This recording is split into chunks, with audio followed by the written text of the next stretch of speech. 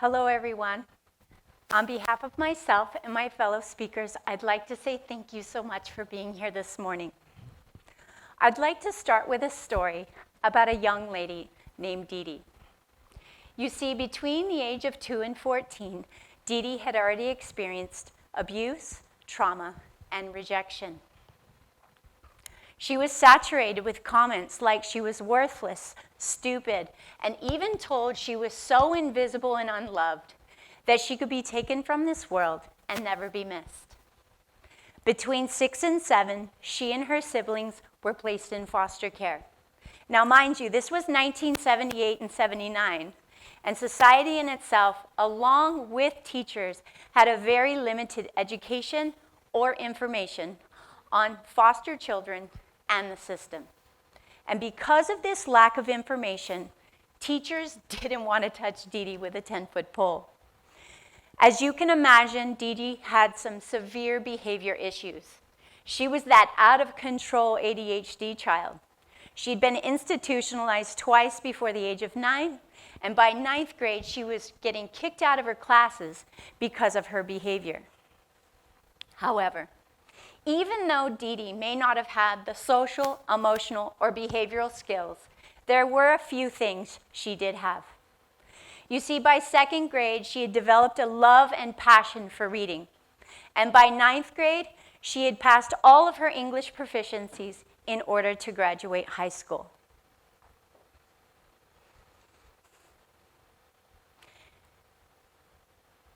Unfortunately, between 14 and 17, Dee Dee had become angry at the world and trying to navigate it simultaneously.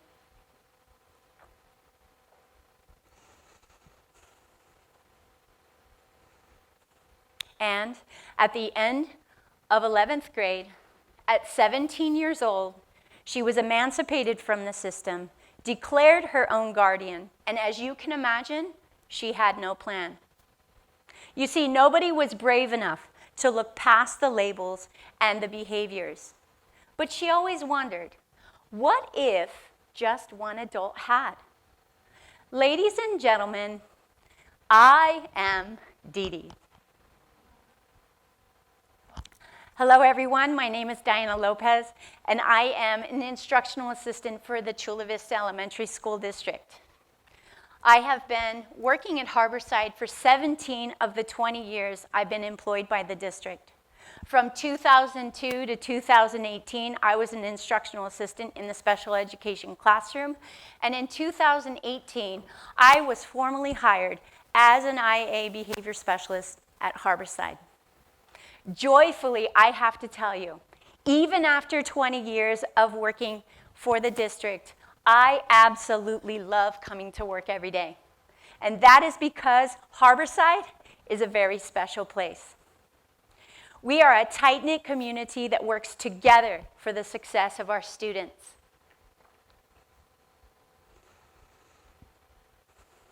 And I could not do my job without every single person on campus. You see, kids are first, and we use an all-hands-on-deck approach to support our students. From Miss Elia, our cafeteria manager, who always makes sure that the specific food is ready to go for some of my specific students in order to ensure a positive start to their day. Or even Mr. Christian, our custodian, who is a positive male role model on campus and is always willing, when asked, to do relays to burn excess energy to refocus students for the day. Or even a 10-minute basketball break that is always with a listening ear, words of encouragement, and for the success of our students. And there are so many more of these stories and examples because of the love and dedication of our team. Now, when I was approached to do this event, the question that was asked was, how do I make an impact on the community? And for me, that was really hard for me to answer for myself. So I went to my principal, Mrs. Forehand, and I asked her. And she made it clear that there are 2 roles that I play on campus. One, I am the connector. I connect with students or make sure that they are connected to somebody on campus. And the benefit of this is, if I or we know our students, we are better equipped to identify irregularities in not only their behavior, but sometimes their appearance. And this alerts us to be better and more proactive to support our students.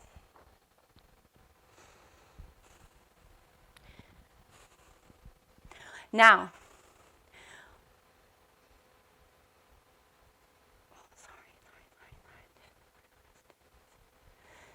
I've always loved working at Harborside. However, in 2018, Harborside and the Chula Vista Elementary School District really made a shift in supporting students as a whole. Harborside truly began the work of meeting the needs of students both socially and emotionally, and saw how both are tied to their academic success. There are 5 main components that help me to be effective in working with students. First, we are a trauma-informed school. We have learned and better understand how trauma can hinder the growth of students socially, emotionally, and academically.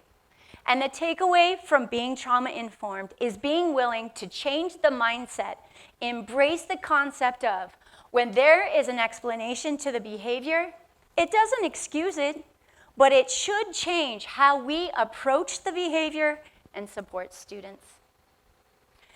The second concept is the Sanford Harmony Social-Emotional Curriculum. The emphasis of Sanford Harmony is to create a community within the classroom. And this is done through various activities, community circles, and classroom meetings. This is where students check in on how they are at the start of the day. All of this cultivates empathy, encouragement, and relationships between students and the classroom teacher. The third component is the Crisis Prevention Institute. This is a practice that really focuses on de-escalating a situation through communication. There are situations that can become aggressive and even dangerous. However, 90% are successfully de-escalated through communication because we are literally scanning the environment, reading emotions, assessing for the need of additional support, along with finding that one element of surprise that not only potentially de-escalates the situation, but creates a connection between staff and student.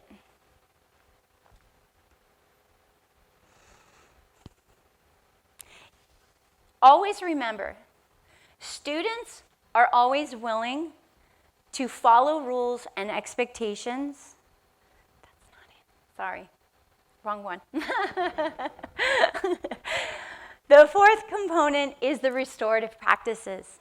Restorative practice is a practice that focuses on restoring relationships when somebody has been harmed. This can happen both verbally and physically, but sometimes both. Restoration happens through meetings where the person who has caused harm can hear how what they do and say affects others.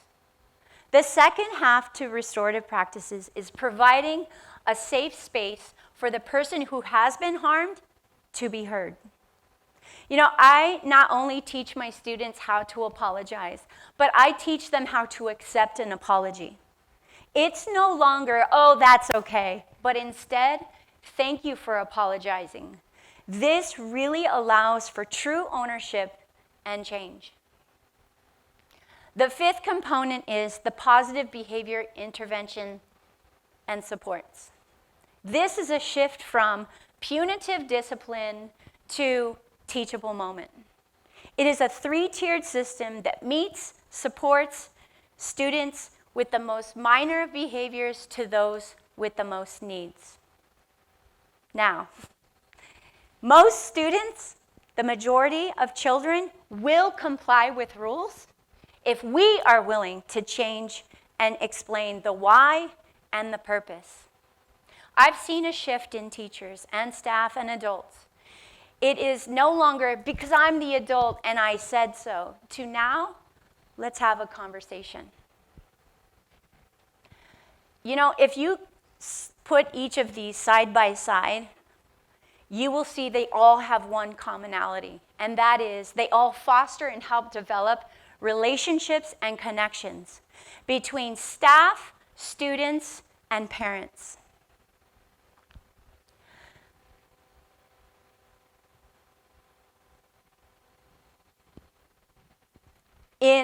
Ever since we've implemented these 5 components, I have seen more Harborside alums come back to visit than all of my 20 years in education. It is a true testament as to how valuable these relationships are. You know,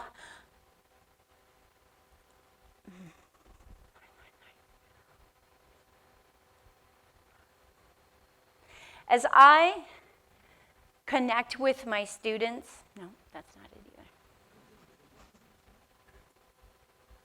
In addition to the 5 components, there are a few core values that I teach my students, and I would like to share them with you. First, if you talk to my students, they can each tell you about the golden rule. You know, treat people the way you want to be treated. But they also know this is not a rule just for kids. I emphasize to them that this is a rule for a lifetime. Second, no matter the reputation, we have to be willing to listen and acknowledge students. Being acknowledged and having their feelings and thoughts heard can be the very first step to de-escalating a situation and can possibly be the one time the student with a reputation isn't at fault. And that can be powerful. Third, I am a stickler for eliminating the word bad and replacing it with having a hard time. Always remember that students and children internalize and identify with labels. Fourth, student and children alike, always remember that every day is a new day to start again. I assure you, with a consistent fresh start, an assurance of care and love can tear down walls and model healthy relationships. And lastly, always remember that the student that needs the most love are going to ask for it in the most unloving ways.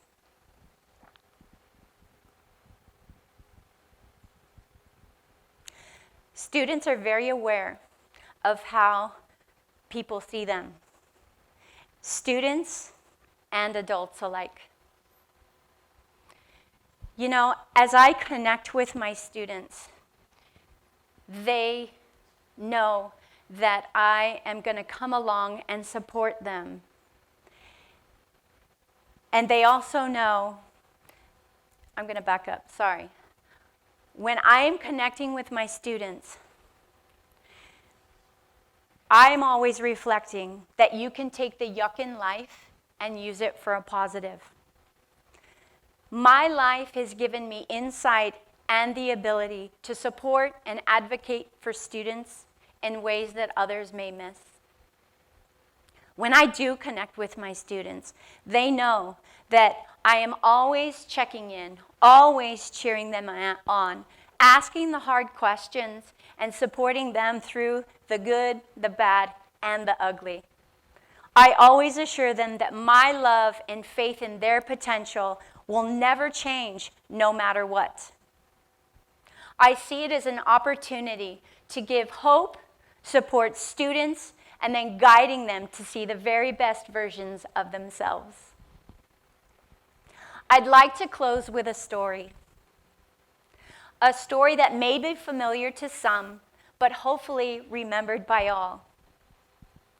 One morning, there was an old man walking down the beach, and ahead of him, he could see a young girl picking up starfish and flinging them into the sea. As he caught up to her, he asked her, "What are you doing?"